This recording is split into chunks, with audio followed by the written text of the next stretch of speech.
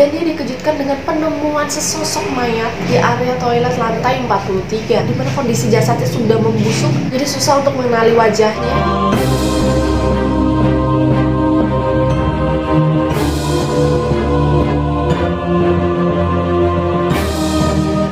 Welcome back to my YouTube channel, dan thank you buat kalian yang sudah klik video ini. Oke, sekarang ini aku akan kembali membawakan sebuah kisah horor mengenai bangunan yang sering disebut-sebut sebagai menara hantu. Nah, ini dari namanya aja udah menonjolkan sesuatu yang serem-serem gitu kan ya. Dan aku punya dua list bangunan yang disebut sebagai menara hantu. Ada yang dari Indonesia dan ada juga yang dari luar Indonesia. Kira-kira yang mana duluan ya? Nah, karena aku bangsa Indonesia, oke, jadi kita bahas yang dari dalam negeri dulu deh. So, let's get started.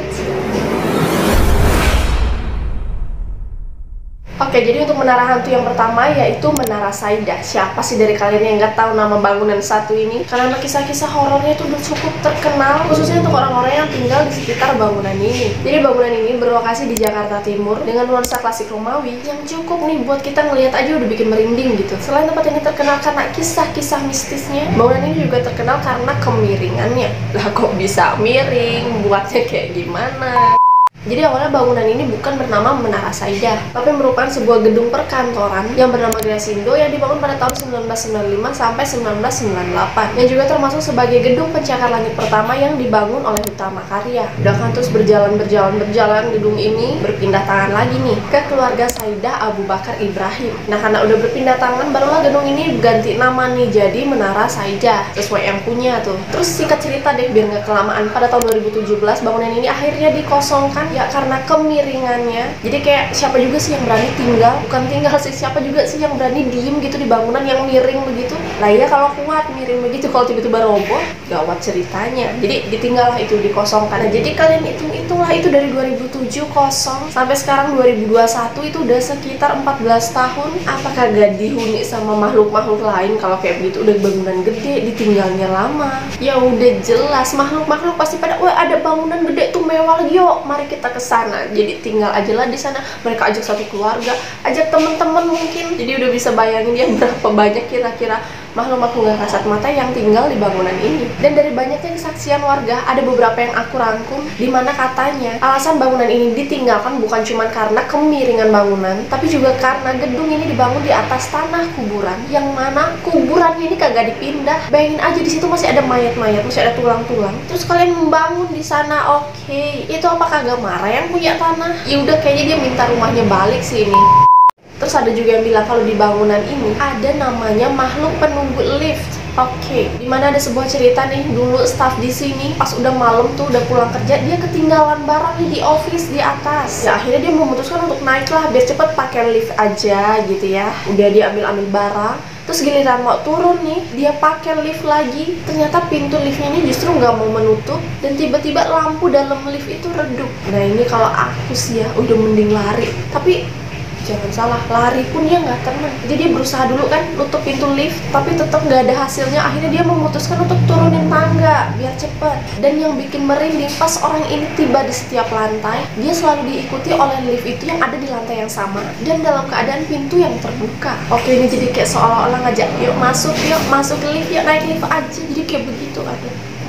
Ngeri sih, ngeri. Terus ada juga yang bilang penunggunya ini ada berupa sesosok manusia dengan pakaian merah, baju merah, macam kuntilanak merah. Terus ada yang tiba-tiba lihat tuh keranda mayat di lantai 3. Oke, padahal di situ dalam keadaan kosong, kenapa bisa ada keranda mayat? Ada juga yang bilang kalau di sini ada seekor ular raksasa, dimana katanya bisa dimintain pesugihan, dan ritualnya biasanya akan dilakukan di basement 4. Oke, gimana nih tentang pesugihan ini? Apa kira-kira benar? Terus ada juga kesaksian dari beberapa ojol nih, oke. Jadi mereka kayak dapat orderan gitu dari lobby, entah itu berupa pengiriman paket dari bangunan ini, ataupun kayak orderan minta dijemput, diantar kemana. Apa ini, saya pengen jalan-jalan gitu kali ya, bosen. Dan itu pun orderannya malam-malam, jam 11 malam. Siapa lagi kalau bukan makhluk-makhluk gak kasat mata yang pengen jalan-jalan cari mangsa. Dan untuk kejadian-kejadian mistis yang terakhir yaitu lampu dari bangunan ini yang tiba-tiba menyala dan juga mati dengan sendirinya. Padahal penjaga bangunan ini bilang kalau dia nggak pernah dinyalain lampu. Ya percuma juga walaupun terang, orang kagak ada orang kan. Dan untuk bangunan yang kedua kita lari nih ke luar negeri, yaitu ke Satron Unique Tower. Nah, lokasi bangunan ini berada di Bangkok, Thailand. Dan bangunan pencakar langit yang satu ini lagi-lagi mengadopsi arsitektur khas-khas Yunani Romawi. Oke, ini kenapa dari tadi bangunannya mempunyai ciri khas Romawi gitu? Yunani.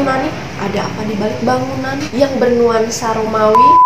Nah, jadi menara hantu yang ada di Thailand ini mulai dibangun pada 1990 dengan total investasi katanya mencapai 1,8 miliar baht. Jadi rencananya bangunan ini akan dibuka menjadi satu komplek kondominium mewah di tengah kota. Nah, rencana ini cukup berjalan lancar nih beberapa tahun. Oke, aman. Sampai akhirnya pada tahun 1993, pemimpin dari proyek ini pun ditangkap karena diduga adanya rencana pembunuhan kepada Presiden Mahkamah Agung. Dia akhirnya harus mendapat hukuman selama 15 tahun. Terus bangunan ini juga harus menghadapi krisis ekonomi besar-besarannya yang terjadi di Thailand, yaitu pada tahun 1997, dan sering juga disebut sebagai krisis Tom Yam Kang. Dan ya, lagi-lagi masyarakat percaya seperti bangunan yang tadi yang duluan tuh, gedung ini katanya nggak selesai dibangun karena dibangun di atas tanah kuburan. Oke, lagi-lagi tanah kuburan ya. Jadi kayak ya ampun, ada aja masalahnya gitu loh. Habis pemimpin proyek masuk penjara, terus kena krisis ekonomi lagi, jadi gak ada yang mau membiayai. Akhirnya dibiarkanlah terbengkalai.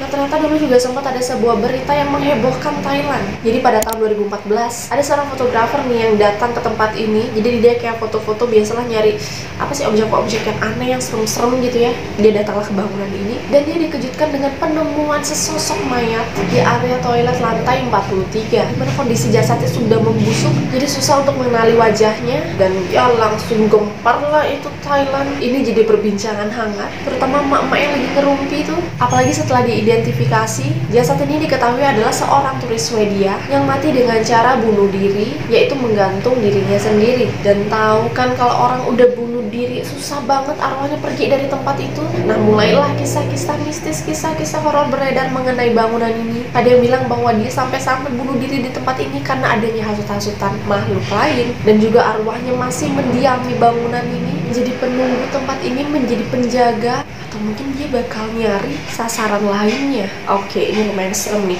Dan ada juga seorang blogger yang datang ke tempat ini, dan dia mengatakan emang si suasana di bangunan ini sangat mencekam. Apalagi dia menemukan benda-benda aneh di dalam gedung, seperti ada manekin, terus ada poster Raja Thailand. Ya kalian pikir aja ini gedung belum selesai dibangun, yang naruh manekin siapa coba? Yang naruh poster siapa coba? Kayak gak ada kerjaan kan? Dan di lain sisi, di lain dari hal-hal mistis, ternyata gedung ini juga menjadi tempat yang indah untuk menikmati pemandangan di Thailand. Apalagi tuh bangunannya tinggi tuh kan ya, menaranya tinggi.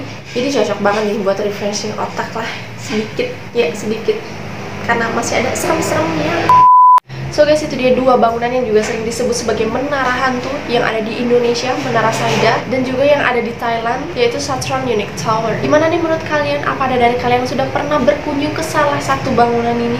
Apa kalian mempunyai pengalaman mengerikan? Atau kalian mengetahui kisah-kisah lainnya? Kalian bisa banget tulis di bawah.